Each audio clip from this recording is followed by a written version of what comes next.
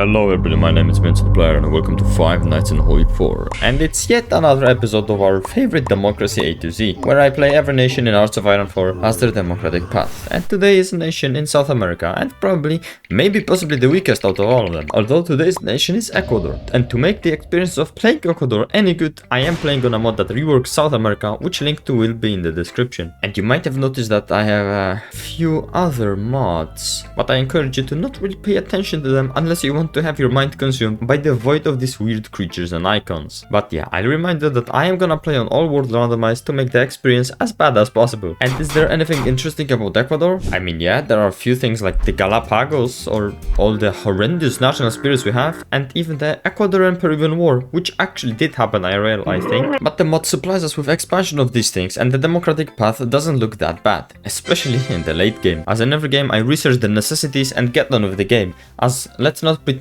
there is really not a lot that I have to prepare in Ecuador. There are a few decisions for us in the mod, and the most important is that the one with the Peru-Ecuadorian conflict. There are 5 stages, which increase every X amount of days. Now we are at 0, which means, we're chill. 5 means we are shanking each other to death over 2 kilometers of land. Other than that, there is also conservative/liberal problems, but that is possible to evade with decisions. And as we are Ecuador, I can't really address the Peruvians, as well, we have like maximum of 30 naked men in the army, so I go to make our nation a beacon of democracy in this cursed modded world. And what can I say? The tree only really makes the decisions easier and cheaper until I got the focus that allowed me to make the gallows coup faster, as he needed to overthrow the current president to make our way further. I supported every province in Ecuador and, well, waited yet again. As I couldn't have re-established the Constitution Assembly, I changed the focuses to work up our economy, which was in the depths of that point. When continuing with repairing our nation's economy and researching new stuff, Venezuelan revolt has occurred, which could impact us in the future, but more like in far future, because now to get to Venezuela I would have to sail around all of South America. But good luck to you, fascist Venezuela, as if you win, there will be a chance for me to consume you. But going back to the focus tree, I had to yet change again the direction, because I already exhausted the economy tree and went to army focuses. I also thought about that the war or conflict with Peru is going to happen eventually, so I had to start weaponizing every creature in my precious country. And then, not a lot of things were happening again. I just pressed national focuses and started to strengthen the army by inviting foreign generals. After the general had overtaken our leadership, it unlocked for the democratic path, and at the same time, the tension between us and Peru has increased into aggressively staring at each other while still doing nothing. I don't know if you noticed too, but Peru is at war with Peru, so I decided to use the time in the democratic tree, the time to march into Western Pastaza. After that, I wanted to strengthen my position as a democracy, thus I changed to progress in the democratic tree. It kinda hurts my soul seeing that the Peruvians changed their ideology to democracy as well, as we will be at war with each other. And when the decision came to renounce the office or do the Constitution Assembly takeover, I chose the second one, as in my eyes it provided way more useful bonuses. And when I checked, it came to my surprise that every weird and cursed person I brought to this world has already disappeared into thin mist, as other people overtook the thrones of both Italy and Germany. I, on the other hand, combat inflation to make our war economy stronger. There also came time to making the division stronger, so I did exactly that and gave them completely random icons, as I love to do so in every campaign. Kinda boring time until now, but trust me, it gets better later. In the focus tree though, I took the aggressive stance when it comes to our little conflict, as attack is always better than defense. In the decisions tab, it stated that the Peruvians were going to launch a skirmish against our people. Brace ourselves, as we will have to defend our land as much as we can. To be fully prepared to even start focus of reconnaissance flights, which would strengthen our positions. The Peruvians launch their border conflict, but they lose. We are victorious in their little skirmish, but we have to be ready, as they might escalate the war any second. After some time, they launch another skirmish that we yet again win. And after the defensive fortifications, I formalized the militias, as the tension between our countries is spiraling down. Whilst formalizing the militias, they launched a full-on border war against Western Pastaza. It started as a red bubble, although after some time it changed into the greenest bubble,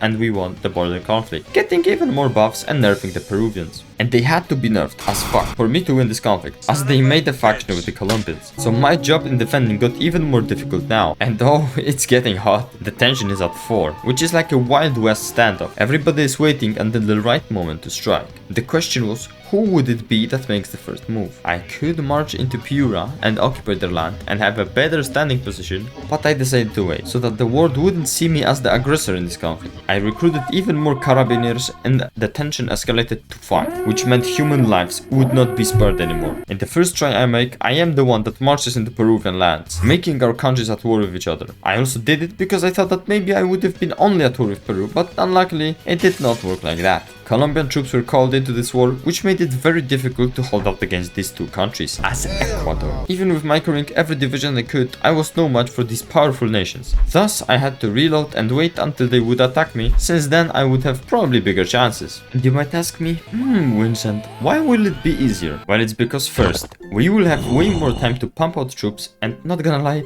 we need that way more than they do. And second, it is way easier to defend than to attack. And also this, asking other nations to send us equipment, but we can only stall as long as we can. I push out as much divisions as I physically can and brace for the way of Peru-Colombian army. And then it started. These warmongers declared war on me and I had to fight. I fought as long as I could, the massive waves of their armies against my poorly trained troops. The good thing was that the Colombians had exiled their political leaders and I gladly accepted them into my ranks, as well, I would get bonus against their country, so I'm not really sure what madman would refuse this option, but probably someone did. There was a decision that was ticking until some kind of conference which would decide if we won or lost. I also had to hold different provinces or /tiles in order to be on the winning side. I failed few operations but also won others. It felt like eternity, but I pushed few tiles back. When the conference was upon us, I retook all my core provinces, and I think that because I managed to hold off against them, I was the true winner of this conflict, rewarding me with an OP national spirit, the winner of Peru-Ecuador War. And there it was. The protocol of Rio de Janeiro was signed. And to be honest, I'm not even sure if I gained in land for now, but I am fine with how things look. Especially that I unlocked a new focus in the tree, which was an overpowered one. But first I had to get an additional research slot, as my scientific power is not in a good shape right now. Also, as there was a short period where I could heal my armies, I decided to rebrand all of the shitty militias to an actually good standing army. And we needed to have a standing army, as there was yet another nation sharpening their teeth and looking in our direction. Mexico. And they could be a bigger problem than Peru and Colombia, since they might be in the big leagues. And oh gosh, they were. What the fuck even is this amount of countries? So before going into the expansionist path, I decided to strengthen my navy. Thus I took few navy focuses, but looking at how fucked up and convoluted the situation was in the South American region, well, it was a hot mess. A lot of nations in civil wars, new colors, like how long since I saw the color purple on the fucking map? And that was the ideal time for me to strike into my neighbors. And then my heart started pumping as the Colombians went into a civil war. Like, God, please, this has to go faster, please, I need to make use of their wars. But it finally ticked, and I gave zero fucks about the Mexican war goal against me, as I had to move in fast. Funnily enough, because they were so occupied, there was no way for them to afford another front. I started with marching into Pastaza, as it was a giant piece of land I could have used, especially that it was a core state by default. But our march continues. We forced ourselves onto the northern territory of Nariño, still without any opposition. My soldiers march onto Putumayo to create a path into Brazilian territory. They are still weakened by the war. That's why I thought it would make sense to push as fast as I could over there. And unfortunately, that's how I constructed the horrendous borders, but it just had to be done. I swallowed yet another chunk of land from Colombia, and I, at this point, already like how we are looking. But the appetite is bigger the more you eat. And I swallowed yet another chunk of land from Colombia, missing only one province until being able to call myself the Greater Ecuador. And I decided to march into the Brazilian province. And as I waited for their response, I swiftly called myself a Republic of Greater Ecuador. It did baffle me that it wasn't in fact Brazil who declared war on me. It was the Colombians who wanted to take revenge on me. And the Peru-Colombian alliance did not get weaker. In fact, it got way stronger with a bunch of new subjects. And that was the time I had enough of being alone. Out of 3 paths I could have chosen, I, of course, took the United States alliance. I mean, Britain is communist, and the other focus only gives me spirit to create factions. And the United States path lets me buy Panama in the future, which is a spicy find. And because I have an immeasurable amount of IQ, in the focus tree I could either do reconciliation with Peru or try to annex them. As I was at war with them, there wasn't a lot of chances because they would accept annexation. And also, I wasn't sure if I would get their divisions, that's why I did reconciliation. And surprisingly, Peru accepted, which turned them into my bitch, or rather a close democratic ally. But even though I gained an ally, I also gained a new enemy in the form of Brazil. Although I loaned divisions from my ally and also the United States Marines were already on their way to conquer our enemies. I snaked into Colombia mainly because when I puppeted Peru, the Colombians took over their faction, and as there is only fodder in their faction, they are the only one that need to capitulate. With a bit of help from the US, I take few cities and then circle their divisions, ultimately leading to their downfall. I of course tried to liberate as much land as I can, and since I annexed so much of it, I had to create a whole new division called the Foxy Police, that those who know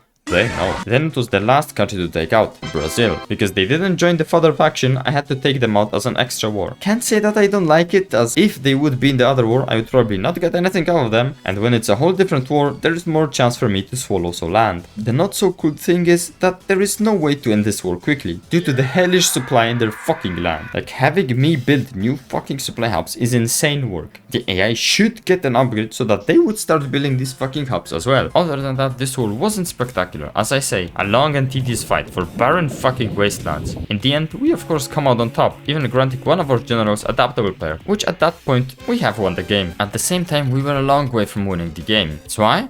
Because these pricks joined the European alliance, because they are so European. And yeah, it required me to take out few giants in Europe, but first I wanted to cleanse the South American continent, which was not a difficult mission, because they are yet again a fodder nations. But not Uruguay though, they've put up a hell of a fight. These fucking Uruguayans, are how they call themselves, the Platan's Empire. They also called a bunch of newer provinces, making it fucking convoluted, but they did get overrun eventually. And as a pleasant surprise, they were introverts just like me in real life, and they just straight up capitulated and went into peace conference. Well, okay, now the European alliance. And that I had to begin conquest from Africa, mainly since, well, Gibraltar is a thing, and I can't make it. This shit stuck. And as I know how wars with European majors go, I decided to make a decent airplanes for the future. But the African front, or more so the African void, as no one was there. Not in the southern French Africa, nor in Algeria or Tunisia. It was all an easy walkthrough. Well then, I made a quick alliance with the communist Britain, which I will for sure not break in the future, but I used their land in order to invade Normandy, which was an easy work. And as this game is so fucking retarded, the land that me and Britain conquered went Russia, of course. Now, if you have a genuine understanding of a map, you know where Russia is, right? How does that work? So that the land goes to these countries? I will never understand. And the worst part is that I had to conquer that land too. And I also could only push from to the Maginot Line because the commies weren't at war with the other commies. So I had to navally invade the marijuana smokers. But silently over in South America, I've been plotting on conquering the whole continent. And since I've gone so far in my focus tree, I was only a few days before becoming the United Republics of Latin America and getting that sick ass greenish color. Now you can only imagine what happened to our enemies after I've buffed so much. French faction, boom, destroyed. I snaked few provinces so I could invade the Germans. And speaking of Germans, they were buggy. Like, you know how you are supposed to capitulate after reaching X amount of capitulation? Yeah, they just did not give a fuck. They had 0%, literally 0%. And the most annoying thing was that only they had to capitulate. So I could have already been on my way to Russia, but no, the game is again fucking retarded and doesn't let me finish the war. So I actually rage quitted, and after I loaded the game a few hours later, they collapsed and we've got access to peace conference. But yeah, after deleting the Germans off the face of the earth, I was still at war with the European alliance that was run by Russia, a very weak Russia, who is so tired after the war with Germans, it's not even funny. I totally wrecked them without even breaking a sweat. In fact, it was so easy, I decided to often just press the magic button whilst I went and did something else. For example, jerk off. Their last capital was probably some small village, but the sun had finally set on the third Rome? Yeah, they did change that some time ago, I just didn't notice. As in every late game conference as a democracy, I created the most horrendous borders to ever be seen by anyone, and I take a look at the last enemy standing, who was an ally once, but they are nothing but enemy to me now. Because I've annexed a bunch of countries from South America by defocus, I also get their navy, so navally invading the British wasn't a problem at all. As they fell, I also wanted to go for China, but the world decided that they weren't warmongers anymore, and I couldn't justify against them. So I guess that was the end of the Ecuadorian run. And that was a fun run, even though it was such a small nation, the focus tree was very polished and has a lot of content. I defo recommend it. I don't have anything more to say, I think then. Thank you for watching, and saying sorry of how slow it takes, but yeah, thank you for watching, and I will see you next time.